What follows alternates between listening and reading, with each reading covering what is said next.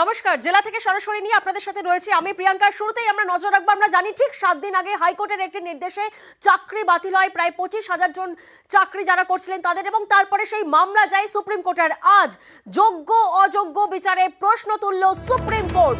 সোমবার চাকরি বাতিল মামলার শুনানি। আরো একবার আপনাদের জানিয়ে রাখবো, যোগ্য অযোগ্যর বিচারে প্রশ্ন প্রধান বিচারপতির। প্রতিনিধি অর্ণব এই মুহূর্তে আমাদের সঙ্গে রয়েছেন, সরাসরি অর্ণবের কাছে একবার যাব। অর্ণব, যোগ্য অযোগ্যর বিচারে প্রশ্ন তুলল সুপ্রিম কোর্ট এবং আমরা জানি হাইকোর্টেরও সেই রায় ছিল, তাহলে সেক্ষেত্রে কি রায় অর্থাৎ সেই পথেই এগোনোর কোনো সম্ভাবনা রয়েছে?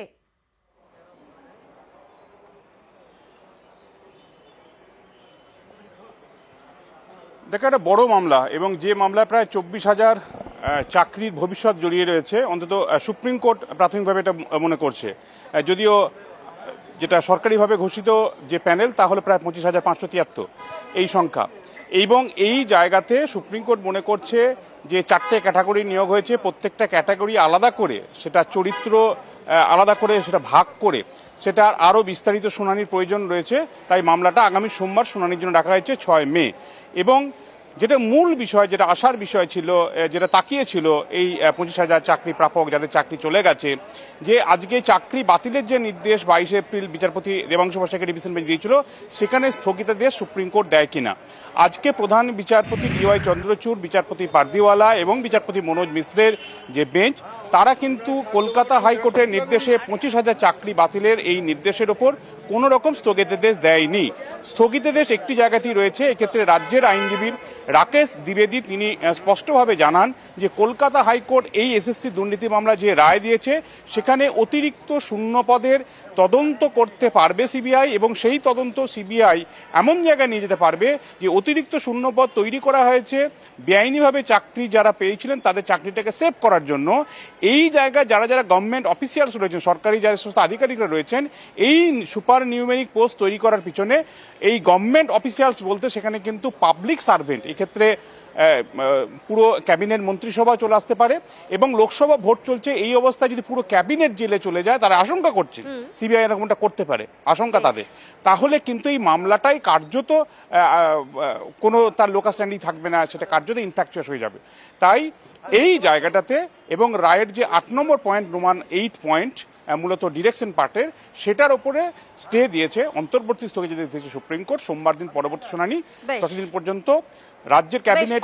তুমি আমাদের সঙ্গে থাকো। চাকরি হারারা ওনারা ন্যায় বিচার পাওয়ার বিশ্বাস এখনো রয়েছে, ওনারা জানাচ্ছেন, শোনাবো আপনাদের। আমরা তো একটা যোগ্য চাকরি প্রার্থী, আমরা তো আর ওই সব কে কোথায় টেন্ডার দিচ্ছে ওটা তো আমরা বলতে পারি না।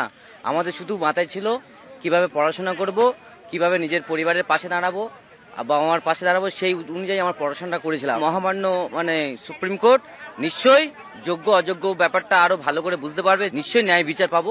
আমাদের বিশ্বাস সুপ্রিম কোর্ট থেকে আমরা যোগ্য প্রার্থীটা নিজের স্কুলে ফিরে আসতে পারবো। আমাদের উপর এই খাড়ার ঘাটা নেমে আসার কি কোনো মানে হয়? প্রাইমারিতেও আমি কল লেটার পেয়েছি, তো 2009 সালে পরীক্ষা দিয়েছিলাম HS পাস করার পরেই। তাহলে আমি যদি আজকে অযোগ্য হই, আমি কি দুটো সরকারি চাকরি, প্রথমেও আমি পাস করেছি, আবার এখানে এসেও পাস করেছি। একটাই দাবি, কমিশন আমাদের যোগ্য প্রার্থীদেরকে এই দায় থেকে মুক্ত করুক। আমরা এটাই বিশ্বাস করি, আমাদের জয় হবে না, আমরা ছিনিয়ে আনতে হবে জয়। আজকে সুপ্রিম কোর্টে যে রায়টা হয়েছে সেটা ঠিকই আছে। দুর্নীতি করে যে নিয়োগ হয়েছে, প্যানেল বহির্ভূত নিয়োগ হয়েছে, সেই নিয়োগে কিভাবে হয়, 0 পেয়েছে 53 হয়েছে কিভাবে হয়। কিন্তু আমরা একটা চাই, রিইভালুয়েট করে যদি করে, খাঁটি এবং মাটি দুটো আলাদা করে এখানে ভাগ করতে হবে। এবং আপনাদেরকে জানিয়ে রাখি, অতিরিক্ত শূন্য পদের তদন্তে স্থগিতাদেশ। সোমবার পর্যন্ত CBI তদন্তে স্থগিতাদেশ সুপ্রিম কোর্টের। অতিরিক্ত শূন্যপদ নিয়ে CBI নির্দেশ দেয় হাইকোর্টে, যেখানে অতিরিক্ত শূন্যপদ নিয়ে প্রশ্ন তুলল সুপ্রিম কোর্টও। যাবো আরো একবার অর্ণবের কাছে। অর্ণব, তোমার থেকে জানতে চাইবো, সেক্ষেত্রে সোমবার পর্যন্ত, তাহলে সোমবারই পুরো মামলা স্পষ্ট হবে?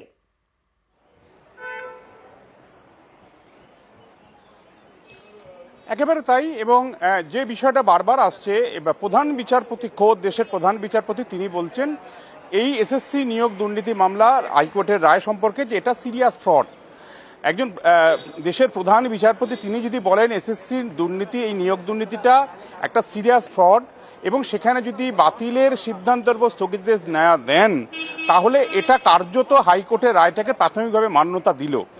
এখন এই যোগ্য অযোগ্যের যে দ্বন্দ্ব যেটা সুপ্রিম কোর্টের মধ্যেও রয়েছে, এই যোগ্যকে অযোগ্যকে আজকে এসএসসির তরফে বলা হয় যে অযোগ্যদের একটা তালিকা তাদের কাছে রয়েছে।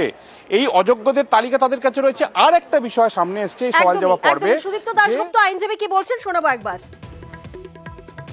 মহামান্য প্রধান বিচারপতির প্রথম মন্তব্যই হলো যে অনেক ছেলে মেয়ে যারা প্যানেলে নেই তারা চাকরি পেয়েছে। প্রাইমা ফেসি মনে হচ্ছে ইটস আ হিউজ স্ক্যান।